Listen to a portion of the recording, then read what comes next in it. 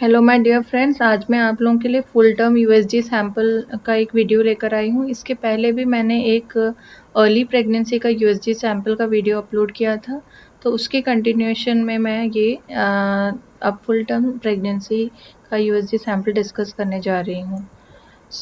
किसी भी रिपोर्ट में यूजुअली ऊपर में जो इंस्टीट्यूशन जहाँ पे भी यूएसजी किया गया है उसका नाम होता है, name of the patient is written, then date of examination, then age of the patient and the sex of the patient.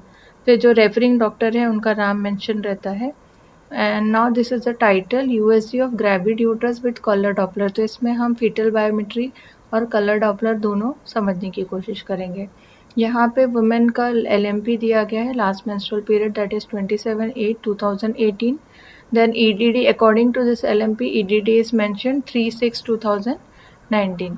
और अकॉर्डिंग टू दिस आज की तारीख में पेशेंट का एज क्या है, that is on the day of examination her menstrual age is 37 weeks plus 0 days. And now that this is a reporting done, single viable intrauterine fetus with cephalic presentation at the time of examination.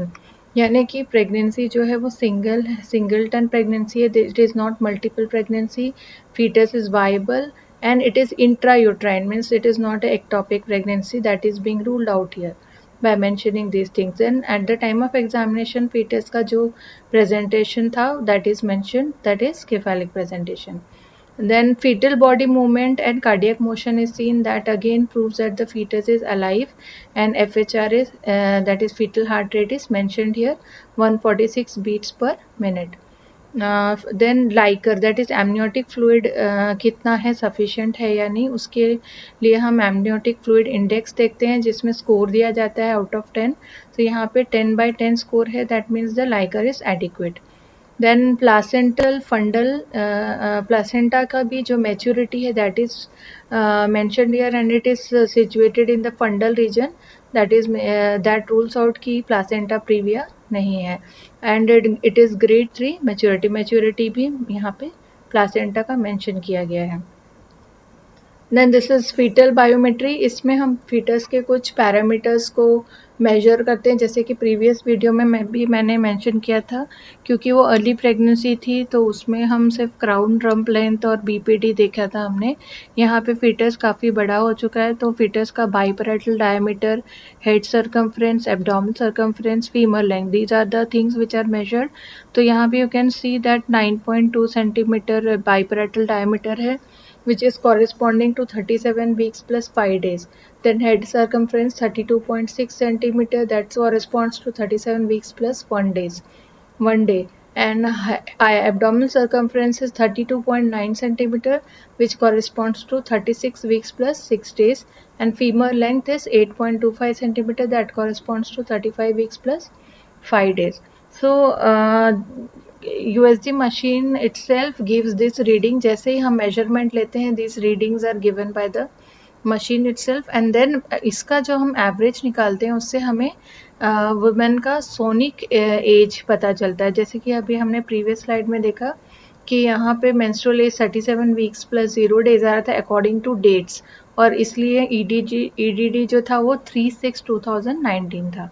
Whereas here according to the growth of the fetus उसका sonic age जो आ रहा है 36 weeks plus 6 days आ रहा है, means it is lagging behind by 1 day, और इसलिए सोनिक ईडीडी जो है 4/6/2019 आ रहा है।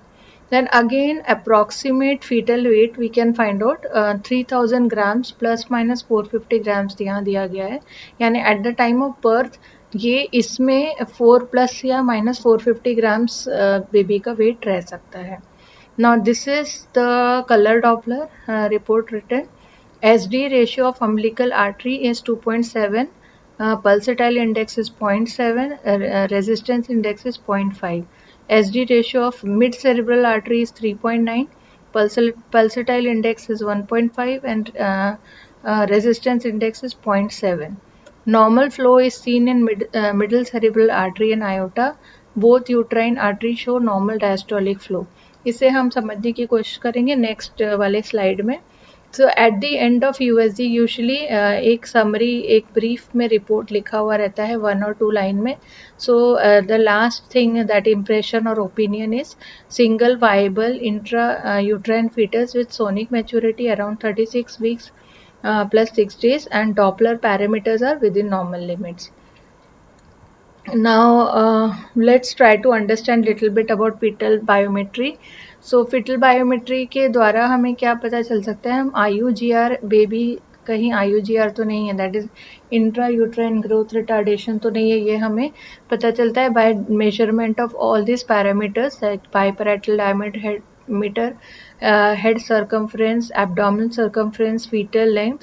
Then we also come to know about amniotic fluid volume. जैसे कि मैंने पहले भी मेंशन किया कि एमनियोटिक फ्लूइड इंडेक्स हम स्कोर हमें मिलता है जिसके थ्रू हमें उसका वॉल्यूम के बारे में पता चलता है. अगर amniotic fluid index is less than और equal to 5 then it is a sign of increase risk of perinatal mortality और morbidity. Then other things which we can know is by measurement is abdominal circumference is a single measurement which reflects fetal nutrition. तो fetus का nutritional status हमें पता चलता है abdominal circumference से. Then average increase of biparatal diameter beyond 34 weeks is 1.7 millimeter per week. So जब हम repeat USG करते हैं और उसमें हमें अगर biparatal diameter जो है इस rate पे increase होता हुआ दिखाई देता है, so that is something normal. और जब हम हेड सर्कमफ्रेंस और एब्डोमिनल सर्कमफ्रेंस का रेशियो लेते हैं and if it is more than 1 week after 34 weeks then we can suspect IUGR. So normally हमने जैसे कि पहले वाले स्लाइड में देखा कि जो हेड सर्कमफ्रेंस जो है वो 32.6 सेंटीमीटर था और एब्डोमिनल सर्कमफ्रेंस 32.9 था. तो अगर हेड बहुत ज़्यादा बड़ा है as compared to abdominal circumference then the ratio will be more than 1 and with that indicates IUGR.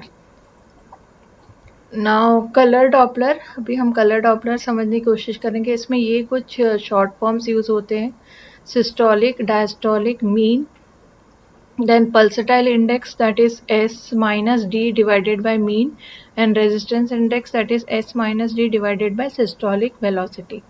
So in normal pregnancy SD ratio PI/RI decreases as gestational age advances.